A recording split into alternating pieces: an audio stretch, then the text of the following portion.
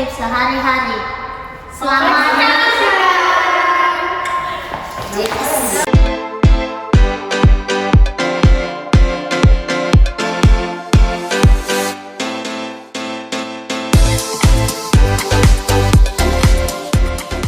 Welcome to Welcome to Sahara, bitch.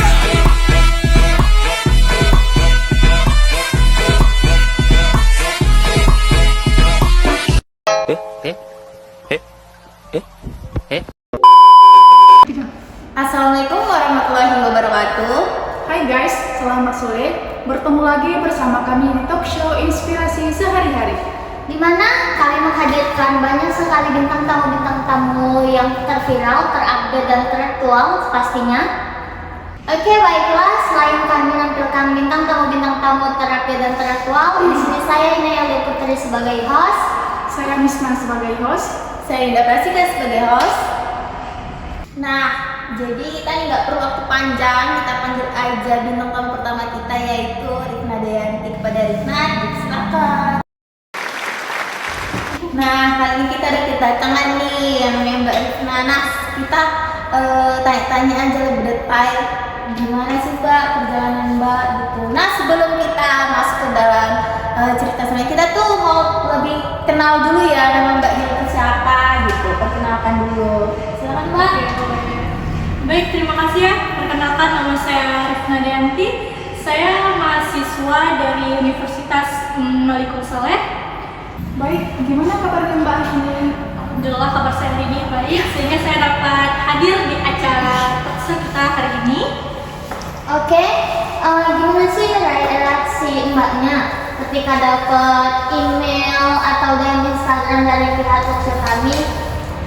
Sebelumnya saya ucapkan terima kasih ya kepada tim yang telah mengundang saya ke acara ini gitu ya. Saya sangat berterima kasih dan saya sangat bahagia bisa hadir di acara talkshow pada hari ini. Justru orang tua saya juga sangat bangga kepada saya karena saya bisa menemani kawan-kawan yang ada di rumah ataupun memberi inspirasi kepada teman-teman yang ada di rumah, baik itu yang ada di sini juga gitu ya, mungkin sama host-hostnya ini ya. Sebelumnya kalau ada salah dari saya itu mohon dimaafkan juga ya, karena saya juga masih baru pertama kali ini loh saya bisa hadir di acara-acara seperti ini. Nah, gini Mbak, jadi Mbak ini kan adalah wanita muda yang sukses menjalankan karirnya ya kan?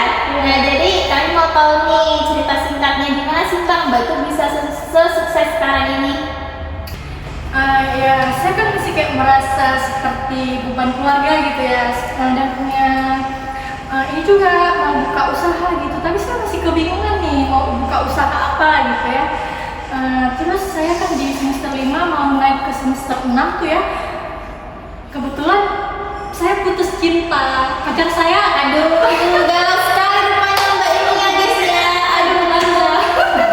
Nah, terus Mbak, gimana ceritanya? ya, saya di situ sempat dikhianati ya. Sebenarnya dia itu calon tunangan saya, sudah tadi sudah. Dengar ya Bangnya apa ini dari Mbaknya sih? Mbaknya sekarang udah sukses loh, ya kan guys? Gimana sih Mbak, kira-kira nih?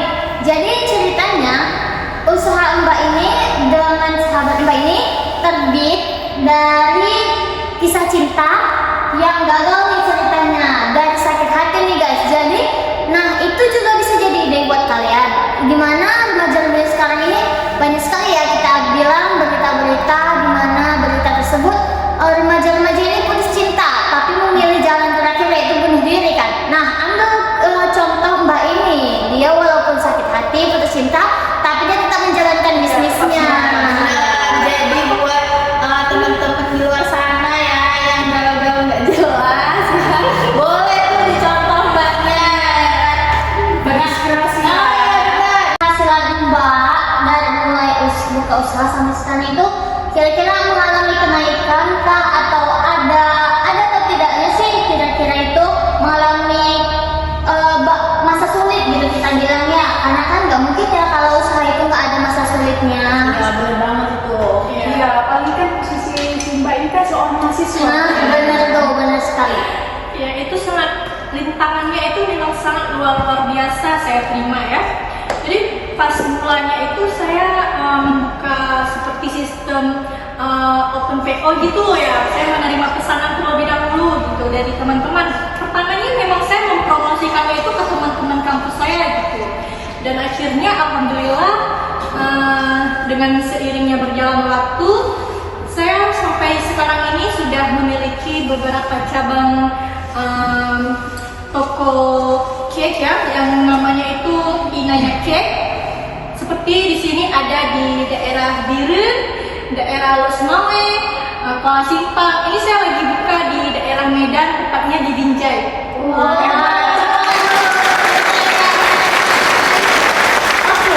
Baiklah, mbaknya kan tadi sudah memberitahu kita nih bahwasanya dia memiliki banyak cabang. Mbak, kira-kira mbak datang ke sini ada bawa nggak sih contoh-contohnya dengan apa? Siapa tahu kan selesai dari talkshow ini orderannya menjelek naik kan, kita nggak tahu bisa satu hari sampai ribuan pieces kan, kita nggak tahu ya. Jadi kalau misalnya naik nih sampai ribuan pieces boleh dong ya diantar gretong-gretong lah ya ke alamat rumah kita. Mbaknya kapan ulang tahun nanti bisa kok saya bawa? Aman mbak, saya bulan depan. Aduh, saya nggak minggu depan. Cepet ya? Iya. Tapi mbak, saya nggak bawa kue ulang tahun yang ini ya mbak. Saya tapi ada bawa sedikit buah tangan ya buat mbak-mbaknya di sini. Mungkin boleh dirasa ya, atau mungkin teman-teman juga nanti bisa tahu gitu, atau bisa melewati, tidak sengaja melewati toko saya, bisa singgah atau bisa juga order. Mbak boleh dong dirasa. Oke, baiklah mbak. Kira-kira nih untuk harga cake tarta atau sekedar cemil-cemilan itu berapa sih kira-kira per piecesnya atau per loyangnya gitu? Tentunya kita mulai dari harga 30-an hingga bahkan yang 500 juga ada ya. Itu seperti cake orang ini apa, pesta gitu, resepsi pesta gitu ya, pernikahan. Kalau baru-baru seperti ulang tahun, terus cake bento gitu ya, yang mini-mini itu kan remaja-remaja sekarang kan lebih tertarik ya kalau ulang tahun itu menggunakan ya. Iya, bento-bento itu dari mulai harga 35.000 gitu. Oke. Jadi mbak kalau yang segini tuh kira-kira berapa? Oh, kalau snack itu dari 10.000, kalau ada yang kacang-kacangan gitu 5.000-an. Boleh kami coba ya mbak ya? Nah, untuk kalian nih yang mau order bisa pantengin nih snap story IG dari Talkshow-nya cara ini. Nanti kami tag ownernya, bisa lah kalian DM kalau kalian mau order, tapi jangan lupa hashtagnya dari Talkshow kesehari-hari ya. Nanti bakal ada diskon menarik dari ownernya sendiri, ya kan Kak Mbak? Iya, pastinya. Nah, soal rasa, jangan kalian khawatir, ini tuh coklatnya tuh bener banget loh. Enak, coba lah rasain, enak banget kue mbaknya. Terima kasih. Semoga kakak-kakaknya suka ya. Nah, jadi guys, dari cerita kakak ini kita bisa ya mengambil beberapa kesimpulan bahwasanya kalau kita lagi sedang patah hati atau bingung mau cari kerja apa, nah kita bisa tuh buka usaha kecil-kecilan ya kan? Iya. Kita tuh harus tetap semangat, jangan patah di situ aja. Iya benar. Nah, oke. Sekian aja dari bintang tamu pertama kita. Oke, baiklah, kita akan mengundang bintang tamu yang kedua kita yang gak kalah menarik, yang gak kalah inspirasi, dan dia juga seorang mahasiswa, yaitu Yeniman. Oke, silakan masuk Yeniman.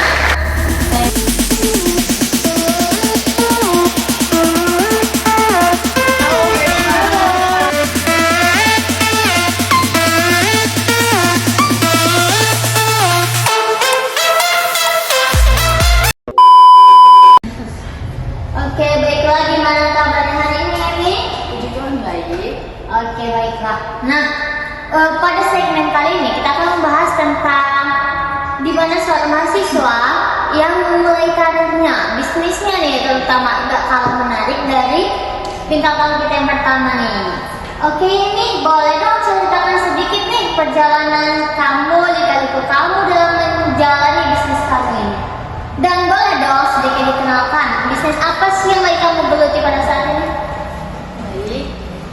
sini saya aku menceritakan sepanjang saya membangun usaha saya dari kecil sampai selesai ini.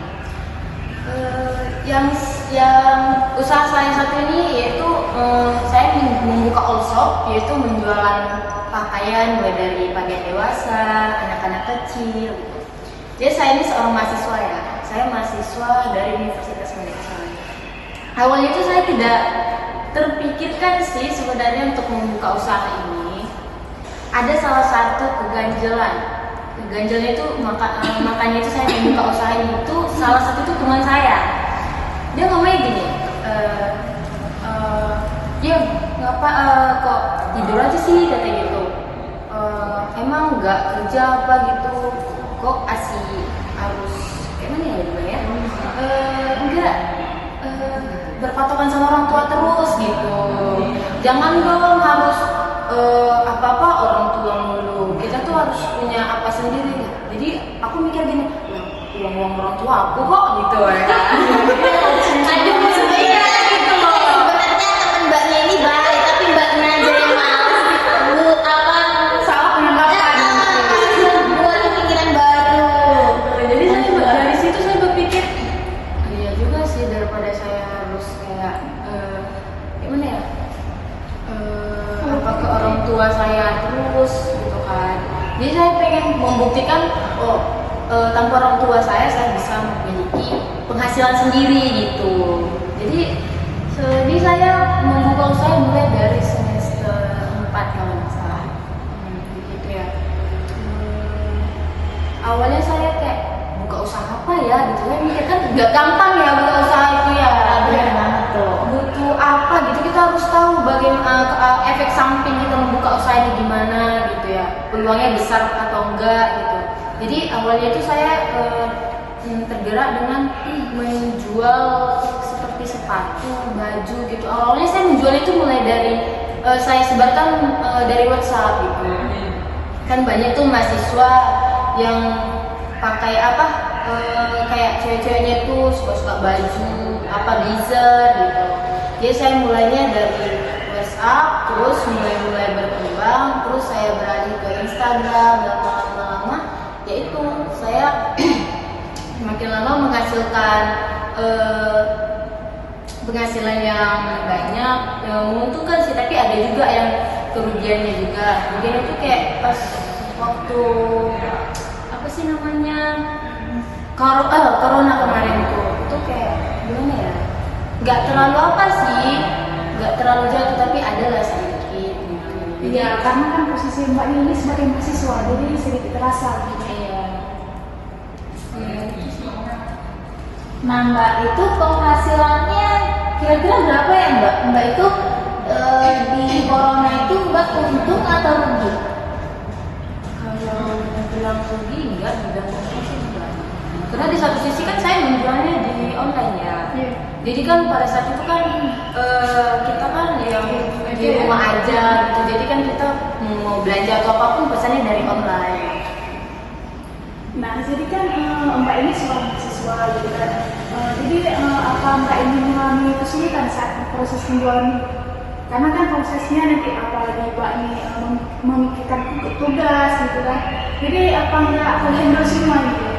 Apa ini fokuskan sama pekerjaan atau apa tadi tugas kuliahnya, apa nggak ribet lagi gitu? Nah itu yang namanya kan yang seperti saya bilang tadi itu, kita harus mengecek dulu sebelum kita membuka usaha. Kan kita harus tahu dulu gimana ada kendalanya atau apa gitu kan.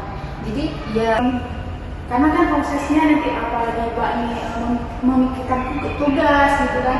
Jadi apa nggak handle semua gitu? Apa ini fokuskan sama pekerjaan atau apa tadi tugas kuliahnya, apa nggak ribet lagi gitu? nah itu yang namanya kan yang seperti saya bilang tadi itu, kita harus mengecek dulu sebelum kita membuka usaha. Kan kita harus tahu dulu gimana ada kendalanya atau apa gitu kan. Jadi ya di posisi saya adalah mahasiswa, saya juga mikir ini jalan nggak sih usahanya, apalagi saya mahasiswa kan, terus bentar lagi mau skripsian atau kerja kelompok pastinya kan setiap harinya. Ya jadi saya di situ ya pandai-pandai kita gitu sebagai pengusaha tuh harus pandai-pandai untuk mengatur waktu kita. Misalnya kita mahasiswa pagi atau sorenya itu kita mengatur apa usaha. Jadi diselipkan waktu dengan kayak gimana ya mengatur. Pokoknya intinya kita terus bisa mengatur waktu antara usaha dan dengan waktu kerja sama waktu kuliah. Oke Mbak, tadi kan katanya mulai usaha dari semester 4 ya. Nah sekarang memangnya semester berapa Mbak ya? Saya sekarang udah semester 6. Oh oke, mulai sibuk-sibuknya ya semester 6 itu. Nah di perkuliahan nih, kira-kira ada dampak apa sih kuliah sambil berbisnis nih dari Mbaknya? Dan gimana sih tipsnya? Kenapa sih supaya ini pun ikut apa? Termotivasi nih, termotivasi dari Mbaknya nih. Tipsnya sih yang terpenting dari diri kita sendiri. Bagaimana cara kita satu mengembangkan usaha itu. Kita harus tahu peluangnya itu besar apa enggak gitu. Untuk support system Kak sih Mbak. Ya betul sih. Aduh, ternyata guys di balik kesuksesan Mbak ini nggak ada support systemnya guys. Beda dengan saya. Iya, beda banget sama Mbak Rifna ini yang mengejar karir perkara putus cinta ya. Kalau Mbak ini memang nggak ada sama sekali support systemnya. Oke, baiklah sekian dari penjelasan pemateri kedua kita. Oke, baiklah. Nah, berhubung nih kita sudah jauh, sudah 2 jam kan kami menemani para pemirsa sekalian. Dan di sini kira-kira nih ada yang mau ngambil kesimpulan nggak dari kisah-kisah inspiratif dua narasumber kita? Nah, jadi kesimpulannya kita kan, kita sebagai generasi muda itu jangan putus asa dengan apa yang mau kita usahakan. Contoh nih dari mbaknya tadi. Nah ini bisa banget kita ambil contoh untuk memotivasi kita sebagai generasi muda yang nggak tahu mau kerjanya apa. Nah benar kan mbak kan? Benar. Nah jadi dengan berakhirnya narasumber kita tadi, maka pula berakhir acara kita hari ini dan kami sebagai host untuk pamit undur diri. Saya Linda Pastika, Saya Nelda Putri, Saya Misna. mengucapkan terima kasih. Wassalamualaikum warahmatullahi wabarakatuh.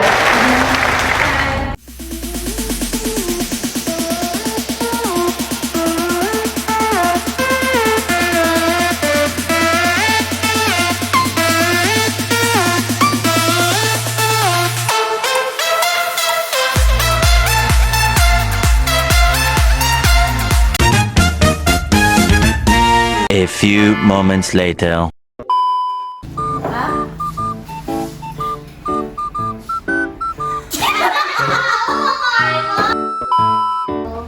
Cut lalu.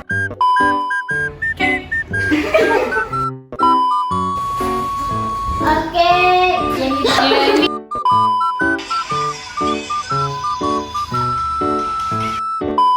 mau order. Dan jangan lupa kalau kalian mau order serta